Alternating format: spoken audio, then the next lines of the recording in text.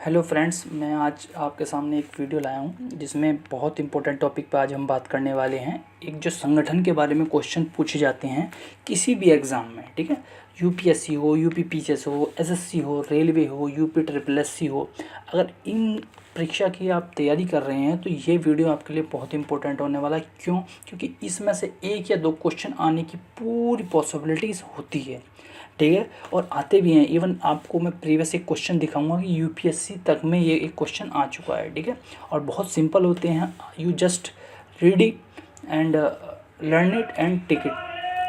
कि आप थोड़ी इस वीडियो को 5 से 10 मिनट की वीडियो को देख के आप आसानी से क्वेश्चन को टिक कर सकते हैं। कि चलिए देखते हैं कि मैं बात करता हूँ सबसे पहले कि बात करता हूँ G7 देशों की, कि इसमें कौन कौन से देश आते हैं। देखिए, वैसे कि अगर हम वर्ल्ड को देखें, विश्व में देखें, तो अमेरिका की पावर हर जगह सुप्रीम होती है। तो अमेरिका तो देखिए सभी संगठन का हिस्सा होता ही है, तो अमेरिका इसका भी हिस्सा है।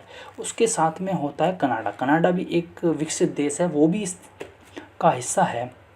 उसके बाद आपने जानते हैं कि ब्रिटेन ने पूरे वर्ल्ड पर राज किया था, तो वो तो होने वाला है, तो ब्रिटेन भी इसका हिस्सा है। फ्रांस, जर्मनी भी इसका हिस्सा है, फ्रांस भी इसका हिस्सा है, इटली भी इसका हिस्सा है। और अगर हम बात करें तो जापान भी एक इसका हिस्सा है। देखिए, G7 जो ग्रुप है ये एक विकसित अर्थव्यवस्थाओं का, मतलब डेवलप्ड इकोनॉमी के देशों का एक ग्रुप है, ठीक है। इसके अंदर 7 देश हैं, इसलिए इसे G7 ग्रुप कहा जाता है। इसमें से क्वेश्चन पूछा जाता है। एक बात आपको ध्यान रखनी है कि भारत इसका सदस्य नहीं है, ठीक है। भारत इसका सदस्य नहीं है, ना ही पाकिस्तान इसका सदस्य है, ना ही इसका चाइना सदस्य है, ठीक है। जो मैंने 7 देश बनाए हैं ये याद कर लीजिए, और ये क्वेश्चन पूछा जा चुका है कई एग्ज़ामों में, ठीक है। अब हम देखते हैं नेक्स्ट, जो इससे बड़ा ग्रुप है, जो बात करते हैं G20 ग्रुप की। इस ग्रुप में क्या है कि G20 से मतलब क्या है कि यहाँ 20 ग्रुप हैं, ठीक है। जैसे G से ग्रुप, 20 से 20, ठीक है। तो चलिए देखते हैं कि कौन कौन से देश इसके सदस्य हैं। यूएसए, अमेरिका, मैंने जैसे बताया कि आपको इन्हें पूरी सबसे ताकतवर है, तो वो तो इसमें होता ही है। कनाडा भी इसके साथ ही चलता है। मैक्सिको भी इसका एक सदस्य के रूप में है। और यूनाइटेड किंगडम, जैसे कि इसने पूरे लगभग सभी पूरे विश्व पे राज किया है एक समय में, है ना, तो ये भी सदस्य है इसका। जर्मनी भी इसका सदस्य है, फ्रांस भी इसका सदस्य है, इटली भी इसका सदस्य है, तुर्की देश है, ठीक है, वो भी इसका एक सदस्य है। यूरोपियन यूनियन भी इसका सदस्य है। देखिए आप, यूरोपियन यूनियन जो है वो कोई देश नहीं है, एक्चुअली ये देशों का एक समूह है, छोटा सा समूह है, ठीक है। वो उस छोटा सा समूह इस समूह के अंदर है। जैसे कि ये United Kingdom, France, Germany, Italy, इन देशों का एक छोटा सा समूह बना रखा है यूरोपियन देशों ने, तो उसे कहते हैं यूरोपियन यूनियन। कन्फ्यूज मत होइएगा कि ये कोई देश है। यूरोपियन यूनियन एक समूह है यूरोप की कंट्रियों का। वो भी उसकी मतलब वो भी उसकी भी बहुत, उसका इनका सेंट्रल बैंक होता है, इनकी सेंट्रल करेंसी होती है, तो वो इसका एक सदस्य है, ठीक है। अब हम बात करते हैं, ब्राज़ील भी इसका सदस्य है, अर्जेंटीना भी इसका सदस्य है, साउथ अफ्रीका भी इसका सदस्य है, ठीक है। देखिए, अफ्रीकन कंट्री से एक ही देश है, देखिए उसमें 54 कंट्रीज़ के आसपास हैं, लेकिन उसमें एक ही देश G20 का सदस्य है, ये साउथ अफ्रीका। तो ये याद रखना। सऊदी अरबिया, ठीक है, सऊदी अरब भी इसका सदस्य है। इसके बाद हम बात करते हैं इंडिया। इंडिया भी इसका सदस्य है। देखिए यहाँ पे दो कन्फ्यूज़न है, कि जो सऊदी अरब है यहाँ पे यूएई नहीं है, सऊदी अरब है, ठीक है। और यहाँ पे इंडिया इसका सदस्य है, लेकिन G7 में सदस्य नहीं था। और पाकिस्तान इसका सदस्य नहीं है। चाइना इसका सदस्य है, इंडोनेशिया भी इसका सदस्य है, साउथ कोरिया भी इसका सदस्य है, और जापान भी इसका सदस्य है, और रशिया भी इसका सदस्य है, और ऑस्ट्रेलिया भी इसका सदस्य है, ठीक है। तो ये सब आपको याद रखना। मैंने कुछ चीज़ आपको दोबारा बता देता हूँ कि यहाँ पे यूएई नहीं है, सऊदी अरबिया है, अरब बोलते हैं सऊदी अरब, वो इसका सदस्य है। इंडिया है लेकिन पाकिस्तान नहीं है, ठीक है। चाइना इसका सदस्य है, और अफ्रीका से एक ही सदस्य है, साउथ अफ्रीका, ठीक है। जापान इसका सदस्य है, रशिया इसका सदस्य है, ऑस्ट्रेलिया इसका सदस्य है, ठीक है। वो इस तरह से देखो, आपने कभी देखा न्यूज़ में कि यूएसए और रशिया की हमेशा एक मतलब चलती रहती है कि आपस में बनती नहीं है, लेकिन वो दोनों इसका स्टिल दोनों इन दोनों का सदस्य हैं, ठीक है।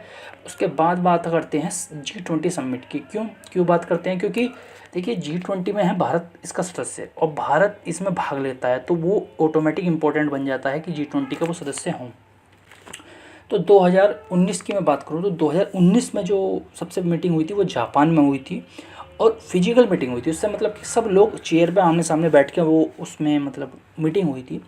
लेकिन तो जो 2020 में मीटिंग हुई है, आप जानते हैं कि एक कोरोना महामारी ने पूरे देश को मतलब हिला कर रख दिया है, पूरे विश्व को हिला कर रख दिया है। तो इसकी कारण ही मीटिंग तो करनी थी, इम्पोर्टेंट थी, तो इसलिए उनकी वर्चुअल मीटिंग होती है, कंप्यूटर पर मीटिंग होती है, ठीक है। उसके बाद हम बात करते हैं 2021 की, जो अभी हाल ही में होने वाली 2021 ही चल रहा है। तो रोम इटली में प्रस्तावित है ये, ठीक है, रोम इटली में प्रस्तावित है और रोम में इसकी मीटिंग होने वाली है। देखिए, तो याद रखना 2019 की जापान में, 2020 की सऊदी अरब में और 2021 की रोम इटली में प्रस्तावित है, ठीक है। इसके बाद हम बात करते हैं कि जो इसमें एक इम्पोर्टेंट न्यूज़ ये है कि भारत 2023 में G20 शिखर सम्मेलन की मेज़बानी करेगा, ठीक है।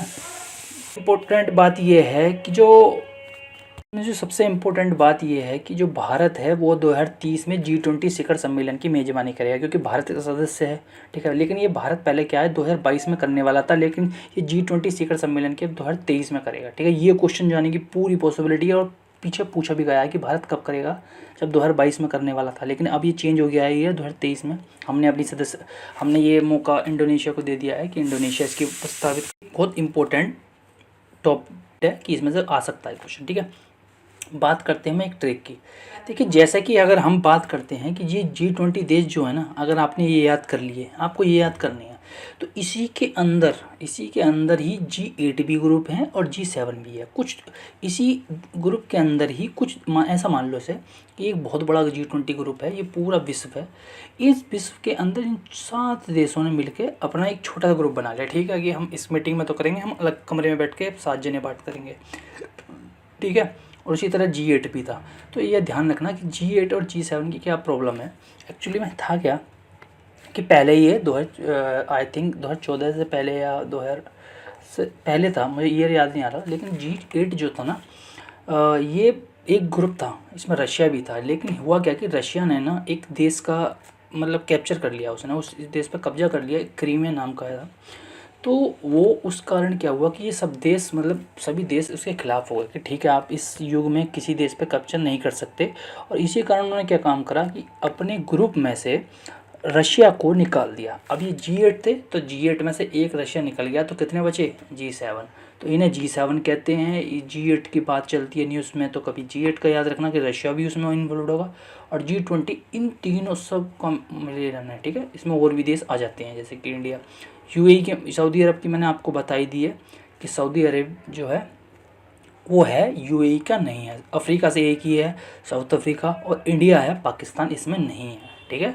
तो चलिए ख़त्म करते हैं वीडियो को। और अगर आपको वीडियो अच्छी लगी तो मेरा चैनल सब्सक्राइब कीजिए, क्योंकि मैं इसमें जो वीडियो डालूंगा ना वो उसी तरह की वीडियो डालूंगा कि आपका एक क्वेश्चन ठीक होने की पॉसिबिलिटी पूरी हो।